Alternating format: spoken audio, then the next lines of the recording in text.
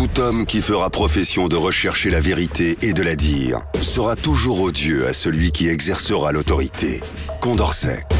Bienvenue chez les GG sur Radio Espace Guinée. Tous les soirs, vous avez accès à cette émission, évidemment, sur Espace TV. On va continuer l'émission, mon cher ami, parce qu'il y a beaucoup de réactions de ce côté.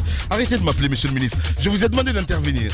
Voilà, allez, on continue. Ce serait bien qu'il intervienne, parce que là, ce qui se passe, c'est un peu grave à ce niveau de communication. Mais moi, ce que je voudrais dire quand même, l'argument selon lequel Orange est saturé, etc.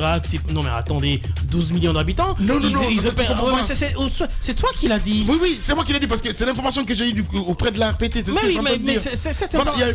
On nous mentait en fait à dire que le réseau est saturé. Exactement, cette information ne passe pas. Oui. On est à 12 millions d'habitants. Au Mali, 18 millions. Dans d'autres pays, Orange opère dans des pays où la population est plus grande, où le carnet d'abonnés est plus grand que chez nous.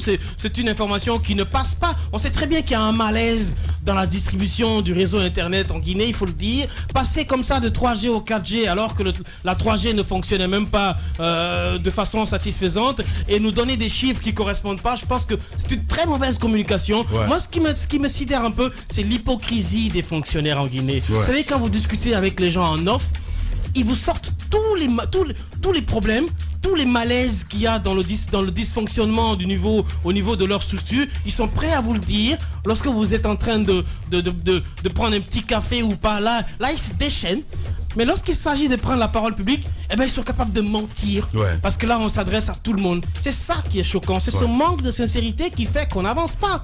Comment peut-on comprendre que 90 millions de dollars pour la 4G, on fait une comparaison... C'est ce qu'il a dit officiellement. Oui, mais c'est ce que je dis. Voilà. Moi, je parle de la voie officielle. Officieusement, on ne sait pas. Mais non, on parle de 100 millions. On est en Guinée, c'est possible. Voilà. 100 millions et 10 millions de retirés dedans. 10 millions, c'est rien pour eux.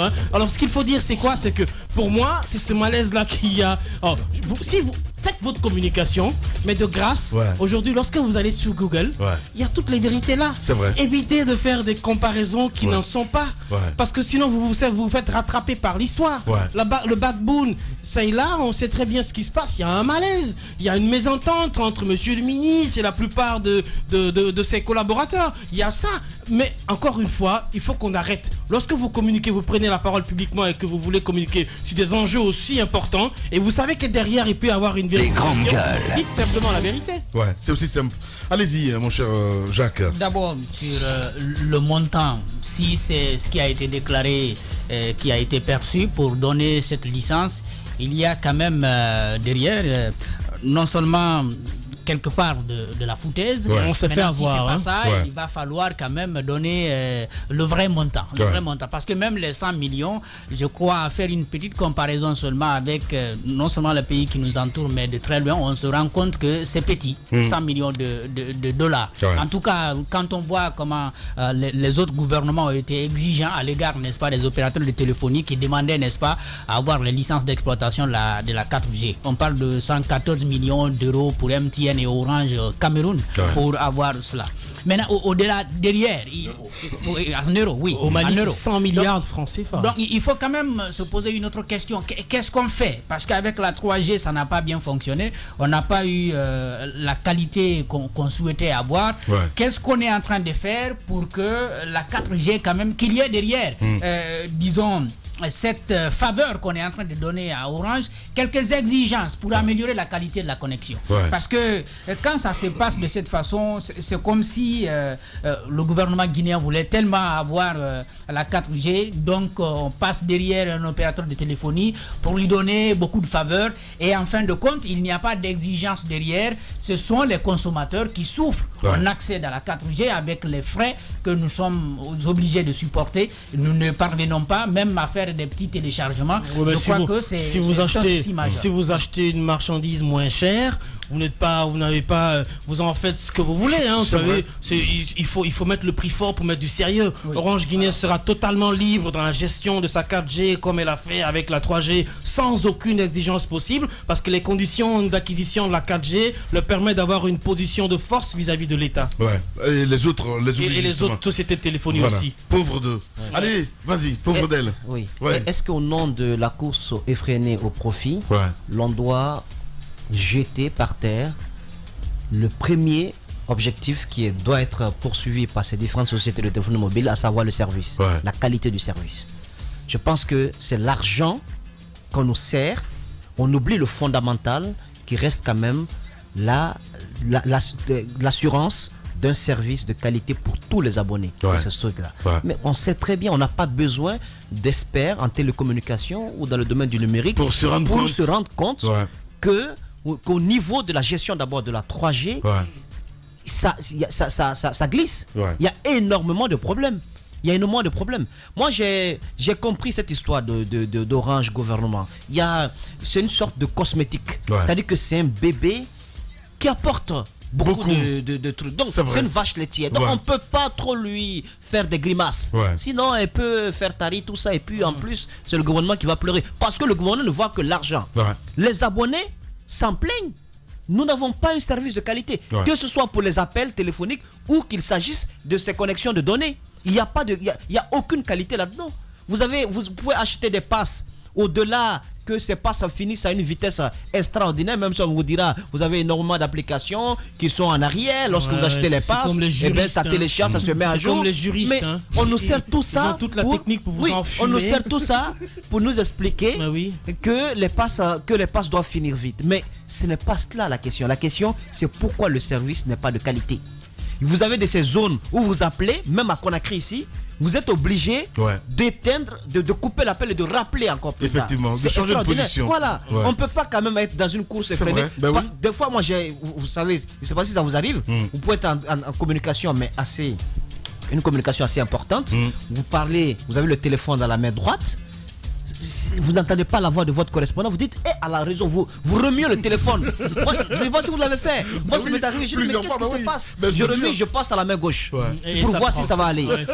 C'est extraordinaire. On ne peut pas quand même être dans un écosystème numérique et qu'on dise qu'on est leader dans le domaine. Je dis ça pour que Orange puisse se questionner et se remettre en cause. Évidemment. Et que l'ARPT arrête d'être assez complaisante vis-à-vis quand même des sociétés de téléphonie mobile. Il faut taper du poing sur la table. 100 millions, d'accord. 90 millions de dollars, d'accord. Mais qu'est-ce que vous servez aux Guinéens?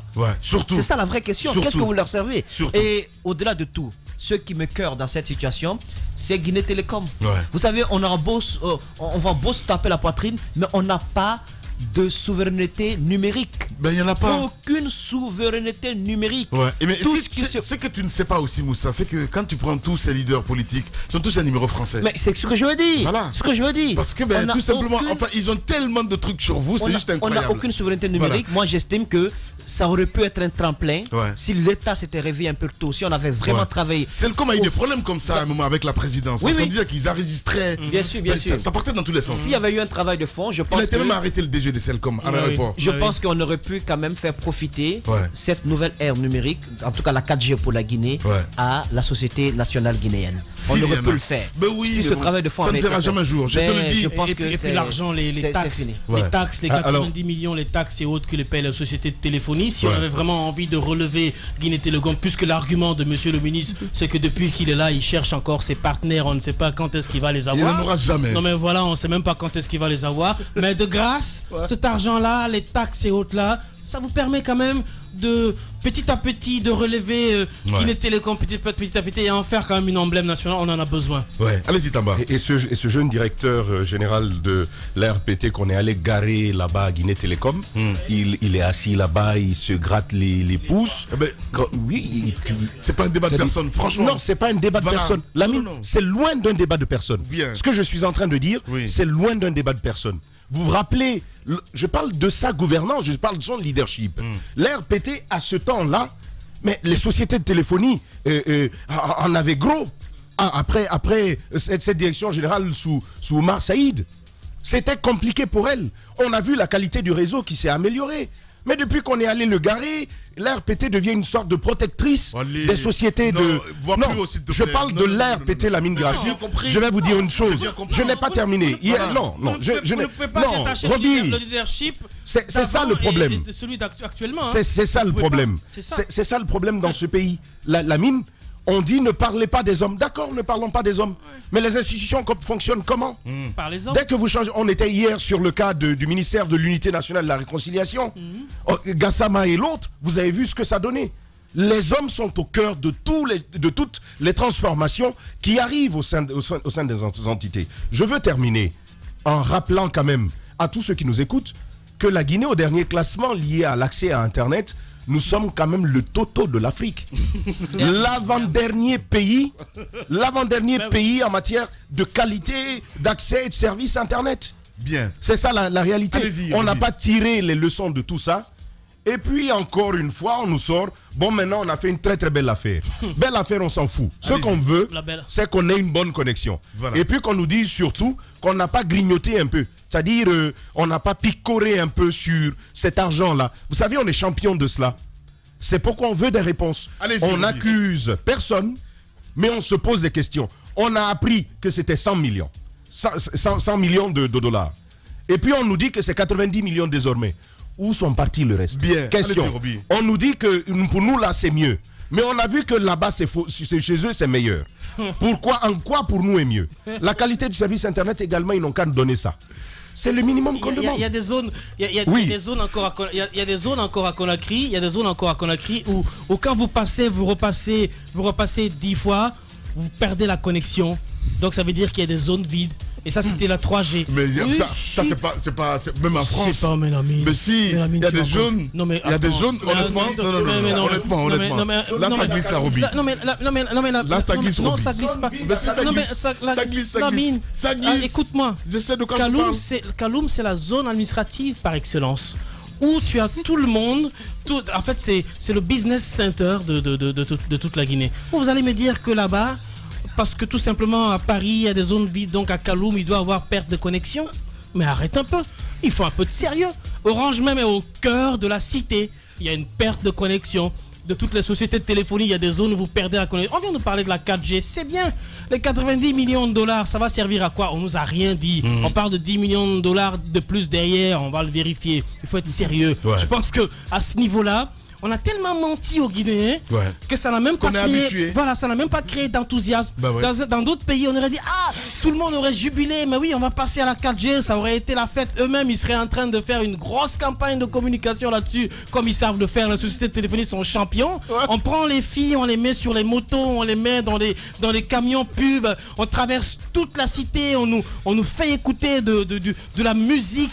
C'est la fête, c'est la 4G. Des concerts, etc. C'est la 4G, ouais, vous passez à la 4G. Pourquoi ils l'ont pas fait? Parce qu'ils savent très bien les conditions dans lesquelles ils passent dans la 4G. Ça n'enthousiasme pas les gens, parce que tout simplement, lorsque vous allez passer toute la semaine à donner de la bouillie à votre enfant, et quand au week-end vous lui proposez de la viande, il vous dira: papa, je veux voir d'abord la viande avant que tu ne parles. Eh ben oui. Il y a le snobisme des fines gueules et la rudesse des gueules de bois. L'infortune des gueules moins propres à la douleur des gueules cassées. Il y a les jeux d'esprit des drôles de gueules, le piquant des amuse-gueules. Mais par-dessus tout, il y a l'audace et la pugnacité des grandes gueules de Radio Espace. Exubérantes et effrénées, rarement politiquement correctes et toujours excessives, les grandes gueules plus que jamais déterminées. Grandes gueules à vie. Seul le Tout-Puissant pourra nous faire taire. Bienvenue chez les GG de Radio Espace Guinée.